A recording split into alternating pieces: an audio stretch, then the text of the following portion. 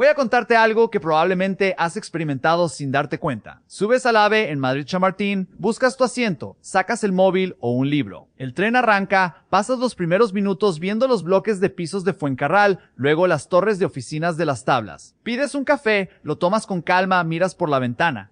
Y de repente, sin que hayas notado nada especial, la meseta castellana se ha convertido en la sierra, y luego otra vez en meseta. Estás en Segovia. Han pasado 25 minutos. Te levantas, recoges tus cosas, bajas del tren y no te has enterado de que acabas de atravesar la estructura de ingeniería más cara de la historia de España. Porque debajo de ti, mientras tomabas ese café, había 28 kilómetros de roca excavada, 2 tubos paralelos de hormigón, sistemas de ventilación que responden en segundos, bombas que sacan agua constantemente y una factura que superó los 4.000 millones de euros. 4.000 millones. El proyecto se adjudicó por unos 1.100 millones. Terminó costando casi 4 veces más. Y la pregunta que quiero plantear hoy es sencilla. ¿Cómo se llega a esa cifra? ¿Quién decide que perforar una montaña merece esa cantidad de dinero público? ¿Y vale la pena? No voy a darte una respuesta única, porque no la hay. Hay varias respuestas y todas se mezclan: geología, política, prisa, diseño. Vamos a desmontarlas una por una. Para entender el túnel de Guadarrama hay que entender primero la montaña que atraviesa. Y la montaña no es amable. La Sierra de Guadarrama es granito y gneiss. Son rocas duras, de las que aguantan siglos, pero no son bloques uniformes. Son un mosaico. Llevan millones de años formándose, fracturándose, moviéndose. Hay fallas que cruzan la montaña en todas direcciones. Hay zonas donde la roca está sana y compacta, y hay zonas donde está tan rota que parece un puzzle mal encajado. Y luego está el agua. El agua es el enemigo silencioso de cualquier túnel. Durante la excavación del Guadarrama, las tuneladoras encontraron bolsas de agua a presión, no filtraciones pequeñas, no humedades. Bolsas enteras de agua acumulada en fracturas de la roca, a veces a decenas de metros de profundidad. Cuando la máquina rompía esa bolsa, el agua entraba a presión. Había que bombear millones de litros a la superficie. Y no era solo una cuestión de retraso, era un peligro real. Si el agua entraba más rápido de lo que se podía bombear, los trabajadores quedaban atrapados. No es una hipótesis teórica. En la construcción de túneles, las inundaciones han matado a mucha gente a lo largo de la historia. Los ingenieros sabían que la sierra era complicada. Los estudios geológicos previos lo habían advertido. Pero hay una diferencia entre saber que una montaña es compleja y saber exactamente dónde están las fallas, cómo se comportan, cuánta agua contienen. Esa información solo se consigue perforando, y perforar cuesta tiempo y dinero. El avance de la tuneladora no era constante. Había semanas en las que la máquina avanzaba decenas de metros, y había semanas en las que el avance se medía en metros no por día, sino por semana. Cuando la roca estaba tan fracturada que el terreno se movía antes de que el revestimiento de hormigón se asentara, había que parar, inyectar lechada, reforzar, esperar. Cada parada era dinero quemado.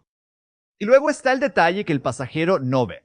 El túnel de Guadarrama no son 2 tubos, son 3. El tercero es un túnel de evacuación y emergencia, un tubo central de unos 14 kilómetros que conecta los 2 principales cada 250 metros. Ese túnel adicional duplicó el trabajo de ingeniería, la cantidad de roca excavada, el número de accesos, la complejidad de la ventilación, sin que ningún viajero lo note jamás, salvo el día que esperemos que no llegue, en que haya una emergencia y haya que evacuar a cientos de personas. Uno de los puntos más difíciles fue la travesía de la falla de Umbría. Allí la roca estaba tan rota que los ingenieros tuvieron que cambiar el método de excavación a mitad de obra. La tuneladora, pensada para avanzar en roca dura, no podía con aquella zona. Hubo que recurrir a voladuras controladas, a refuerzos de hormigón proyectado, a métodos de avance que no estaban en el plan original. Cada cambio de método implica rediseñar, renegociar contratos, añadir costes. Y todo eso se acumula. La geología no fue el único factor del sobrecoste, pero fue el más importante. La montaña se cobró su precio en cada metro excavado. Y nadie, ni el más optimista de los ingenieros, podía prever exactamente cuánto iba a costar domarla. Hablemos de números, porque al final todo se reduce a números. La cifra que se anunció, la que se presupuestó, la que se aprobó, fue de unos 1.100 millones de euros. La factura final se disparó hasta cerca de 4 veces esa cantidad. Es más de lo que muchos países gastan en toda su red ferroviaria durante años. Es más de lo que cuesta construir un aeropuerto mediano. Es una cantidad de dinero que la mayoría de la gente no puede ni imaginar. ¿Dónde se fue el dinero? En parte, en la geología que ya hemos visto. Pero no solo. También hubo retrasos, y los retrasos en una obra de esta magnitud son carísimos. Cada día que la tuneladora está parada, los costes fijos siguen corriendo. Los salarios de los trabajadores, el alquiler de los equipos, los seguros, la vigilancia, el mantenimiento. No es como una fábrica que puede cerrar temporalmente. Una obra de esta envergadura no se puede parar y arrancar a voluntad. La maquinaria está montada, los túneles están a medio excavar, el terreno necesita sostenimiento constante. Aunque no avances, la obra te cuesta dinero todos los días. La tuneladora que se atascó en la zona de los Milanos es el ejemplo perfecto. La máquina quedó inmovilizada por una bolsa de agua y arcilla. No era una bolsa de agua limpia, era una mezcla de agua, arcilla y roca descompuesta que se comportaba como un fluido. La máquina, diseñada para roca dura, se hundió en esa masa. Estuvo parada 8 meses. 8 meses de salarios, de alquileres, de intereses, de todo. La factura extra fue de cientos de millones de euros. Hay que decir algo importante aquí, porque si no, este vídeo sería una simplificación injusta. No todo el sobrecoste fue despilfarro o mala gestión. Parte del dinero extra se gastó en refuerzos de seguridad que hoy hacen que el túnel sea uno de los más seguros de Europa. Los sistemas de ventilación, los pasadizos de emergencia, el drenaje, los refugios sellados, todo eso cuesta dinero y todo eso está ahí para proteger vidas. La pregunta no es si el dinero se gastó. La pregunta es si se gastó bien, con control y con la transparencia suficiente para que los ciudadanos supieran a dónde iba su dinero. Y en eso, la respuesta es más incómoda. Porque el dinero salió de todos. Se financió con fondos europeos FEDER, con los presupuestos generales del Estado, con deuda pública. El túnel lo pagamos todos, hayamos usado el tren alguna vez o no. Y esa es una decisión que se tomó sin consultar a nadie, como se toman casi todas las decisiones de infraestructura en este país. Hagamos una comparación honesta. El AVE Madrid-Segovia-Valladolid entero costó unos 6.000 millones de euros. El túnel se comió 2/3 de esa cifra. ¿Fue una buena inversión? Depende de a quién preguntes. Si preguntas a un ingeniero, te dirá que es una obra impresionante. Si preguntas a un economista, te hablará de rentabilidad social y de coste de oportunidad. Si preguntas a un vecino de Segovia, te dirá que le cambió la vida. Si preguntas a un habitante de cualquier ciudad sin cercanías decentes, te dirá que ese dinero podía haberse usado en otras cosas. Todos tienen razón. Y eso es lo que hace que esta historia sea tan interesante. Pero el túnel de Guadarrama no se construyó solo porque hiciera falta. Se construyó porque la alta velocidad era el proyecto insignia de la España de los años 2000. El Guadarrama era la prueba de que el país podía domar la montaña. Pongámonos en contexto. En los años 2000, España se embarcó en el mayor despliegue de alta velocidad del continente en proporción a su población. El Plan de Infraestructuras 2000-200-7 prometía conectar todas las capitales de provincia por AVE. Era una promesa política, más que una necesidad de transporte. Y las promesas políticas tienen plazos. Y los plazos políticos no siempre coinciden con los tiempos de la ingeniería. En el caso del Guadarrama hubo un debate real sobre el trazado. Se barajaron dos opciones, un túnel de baja altura y uno de alta altura. El de baja altura era más barato, más seguro, más fácil de construir, pero alargaba el viaje. El de alta altura era más caro, más arriesgado, pero reducía el tiempo de viaje a menos de media hora entre Madrid y Segovia. La decisión se tomó a favor del túnel de alta altura, y se tomó con prisa. Esto es importante, los estudios geológicos detallados se completaron cuando la obra ya había empezado, es decir, se empezó a perforar la montaña sin saber exactamente qué había dentro. Es como empezar a construir una casa sin haber hecho un estudio del terreno. A veces sale bien, a veces encuentras una bolsa de agua y arcilla que te para la máquina 8 meses. ¿Por qué se hizo así? Porque la inauguración del túnel se convirtió en un símbolo político. Inaugurarlo a tiempo era más importante que inaugurarlo barato. Y cuando una obra se convierte en bandera política, los plazos se imponen sobre la prudencia. Los técnicos advirtieron, los políticos escucharon, asintieron y siguieron adelante. Es la historia de casi todas las grandes obras públicas de este país. La inauguración se celebró en diciembre de 2007, apenas unos meses antes de las elecciones generales de marzo de 2008. El túnel se presentó como un logro de país, con cifras de récord en la prensa, con declaraciones solemnes sobre el futuro de la alta velocidad española. Pero los técnicos admitían en privado que quedaban trabajos de acabado por hacer, que algunos sistemas no estaban del todo probados, que la obra se inauguraba con prisas. No era una mentira, era una verdad a medias. Y las verdades a medias son las que más cuestan cuando salen a la luz. No quiero que esto suene como una crítica feroz a un partido político concreto. Esto no es un problema de un gobierno, es un problema de cómo se toman las decisiones de infraestructura en este país, con independencia del color del gobierno. La prisa por inaugurar, la presión por cumplir plazos electorales, la tentación de anunciar cifras optimistas. Todo eso forma parte de una cultura política que antepone el símbolo a la sustancia. Y el túnel de Guadarrama es un ejemplo perfecto de esa cultura. Pero dejemos la política y hablemos de lo que el pasajero no ve. Porque un túnel de 28 kilómetros no es un agujero simple. Es un sistema complejo que funciona las 24 horas para que tú, que vas leyendo tu libro, ni te enteres. Empecemos por la ventilación.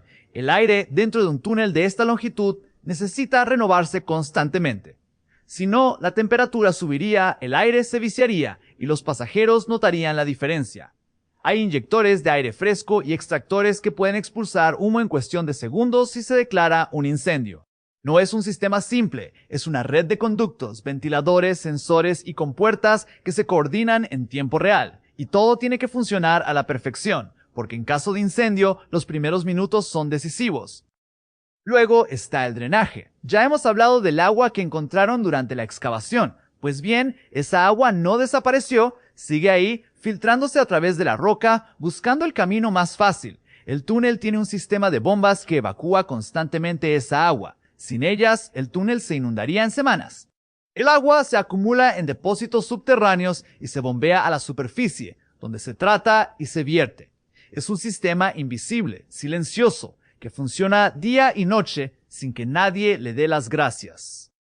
Y luego está la red de emergencia. Cada 250 metros hay un pasadizo que conecta los dos tubos principales. Si un tren se detiene por un incendio en el tubo norte, los pasajeros pueden pasar al tubo sur a través de esos pasadizos. Hay refugios sellados con presión positiva, diseñados para que el humo no entre. Hay señalización que guía a los pasajeros hasta la salida. Hay iluminación de emergencia, comunicación por megafonía y un centro de control que vigila cámaras, sensores de temperatura, detectores de humo y la posición de cada tren en tiempo real. En 2012 se hizo un simulacro de incendio con la participación de bomberos, protección civil y maquinistas. El objetivo era evacuar a 200 pasajeros simulados en menos de 15 minutos. El ejercicio reveló fallos en la señalización de emergencia. Algunas señales no eran lo bastante visibles. Algunos pasadizos no estaban lo bastante iluminados. Se corrigieron después. Ese es el valor de los simulacros. Encontrar los fallos antes de que ocurra una emergencia real. Ahora, el matiz honesto. La seguridad del túnel es de primer nivel europeo, pero nadie puede garantizar que una evacuación real salga perfecta. La diferencia entre un buen sistema y uno malo se mide en minutos, y esos minutos se prueban en simulacros, no en incendios reales. Esperemos que nunca haya que probarlos de verdad, pero si algún día ocurre, sabremos si los sistemas funcionan. Esa es la verdad incómoda de toda la ingeniería de seguridad. Nunca sabes si funciona hasta que falla todo lo demás. Y ahora hablemos de lo que el túnel ha significado para la gente. Porque al final, las infraestructuras no se construyen para las máquinas. Se construyen para las personas.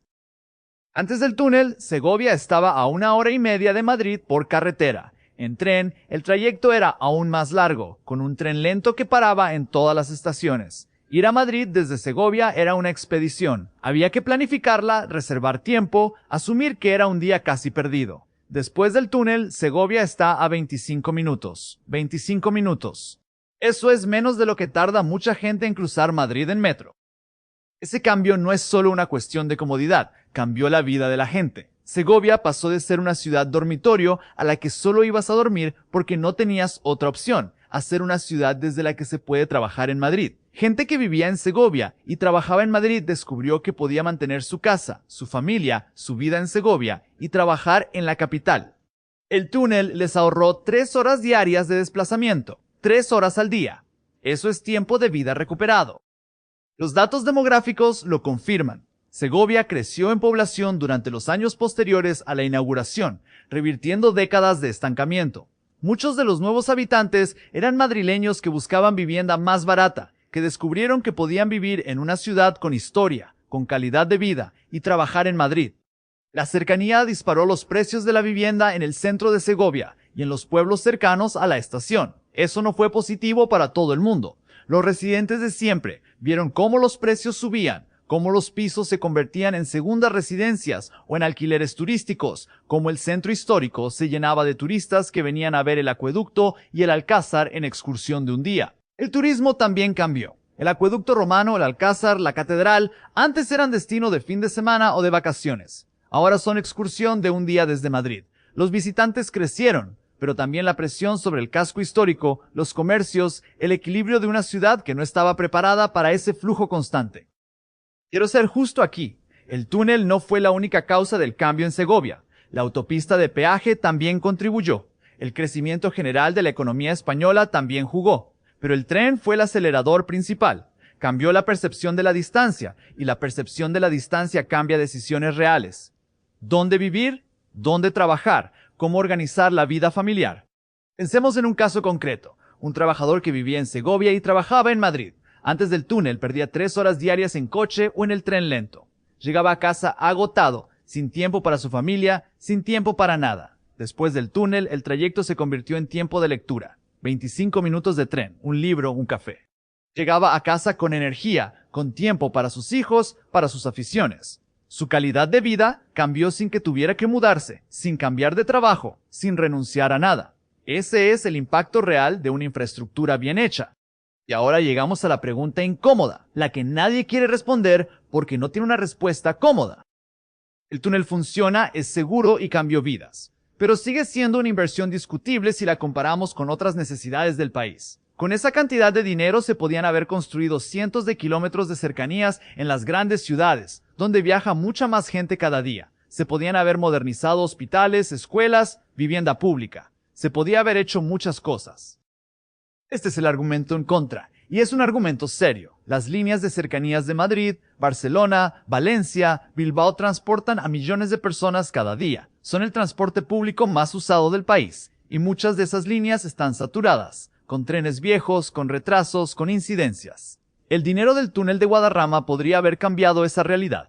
Podía haber mejorado la vida de mucha más gente de la que usa el AVE Madrid-Segovia-Valladolid. Pero hay un argumento a favor, y también es serio. La línea de alta velocidad Madrid-Valladolid es una de las más rentables de la red. Tiene ocupaciones altas. La gente la usa. No es un tren fantasma, de esos que circulan vacíos porque se construyeron por motivos políticos. Es un servicio real, con demanda real. Millones de pasajeros al año. Eso no es un capricho. Entonces, ¿quién tiene razón? Los dos. El túnel es una obra que funciona y que la gente usa. Pero también es una obra que costó una cantidad desproporcionada de dinero público y que se decidió sin un debate serio sobre prioridades. Esa es la verdad incómoda. No hay una respuesta definitiva. Es una decisión política, no técnica. Y los políticos eligieron apostar por el AVE. Pongamos la cifra en perspectiva. El presupuesto anual de cercanías de Madrid ronda los 1.000 millones de euros. El túnel de Guadarrama costó el equivalente a 4 años de toda la red de cercanías de la capital. 4 años de cercanías, que es el transporte que usan millones de personas cada día, a cambio de un túnel que ahorra 40 minutos a unos pocos miles de pasajeros al día. Esa comparación no tiene una respuesta fácil, pero tiene que hacerse.